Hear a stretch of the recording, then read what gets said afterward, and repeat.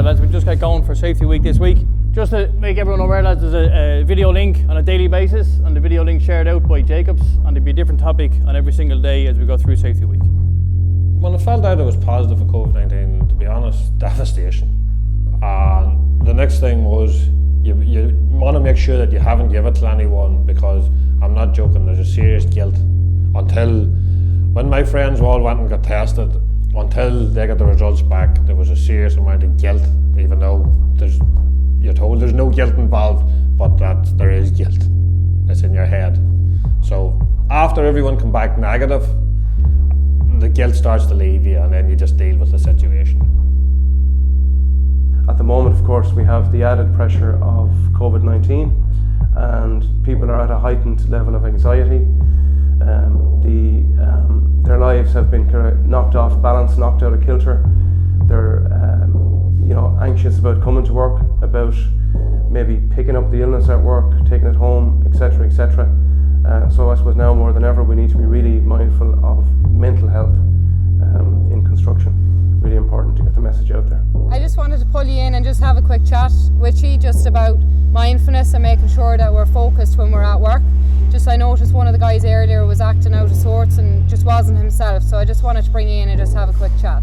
So I suppose just with COVID-19, and with the rise in cases lately, everybody doesn't have their mind on the game when they're coming into work, and COVID is always in our mind when we are at work.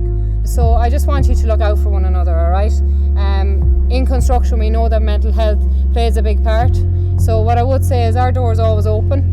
Please do come and chat to us, alright? Or even to your teammates, okay? COVID obviously has, I suppose, a mental impact on guys on site. How people come to work, the happiness and well-being of people.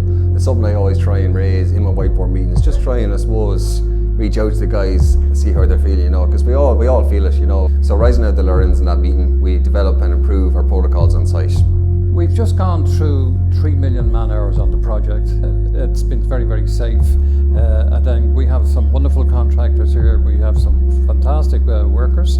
If you look at everything that's been thrown at us, particularly this year with the COVID situation and the way that's been managed, it's a phenomenal achievement, absolutely, yeah. Here in Collen we have procedures in place so that if a guy is coming to site, that he's able to be mindful on his task straight away once he does come into the site.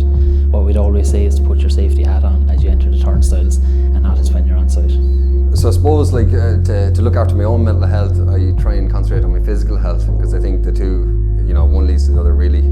So this year I've tried to bring in my own lunch every day. So I've gotten in the habit, and something I never really did in the past, I've gotten in the habit of making my lunch every day. Bringing as a Collen thing within our company, we have Collen Fit Club. So I joined that this year at the start of the year. So basically it's a prize for the person who loses the biggest percentage of body weight. So we had great fun, internally in the company doing that, and it was a great driver to kind of, I suppose, focus you on eating healthy, getting out there and doing a bit, and then I suppose that leads to, as I said, looking after your mental state.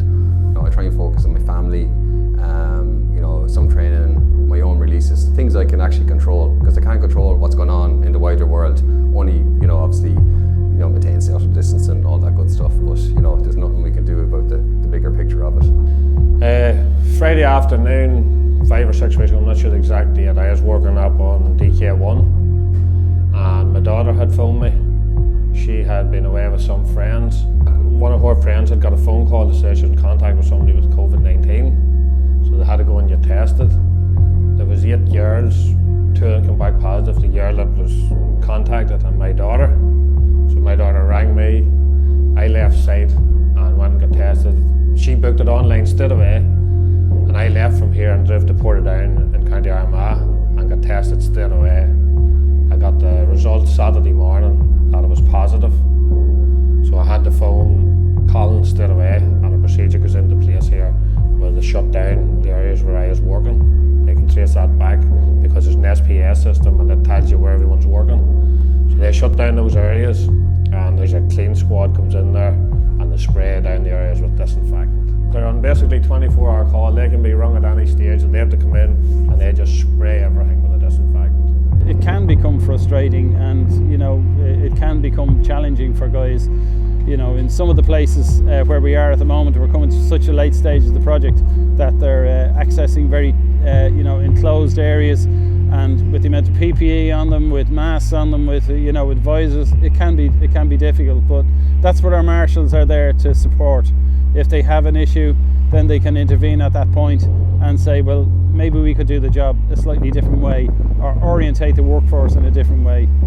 Yeah, no, the biggest single issue on the site, on any site, and a site particular in this size of site, is communications. Starting off with the whiteboards in the morning, the SPAs, the involvement of the contractors in the SPAs and the supervision, delivering all of the messages, the toolbox talks, the way they plan the work.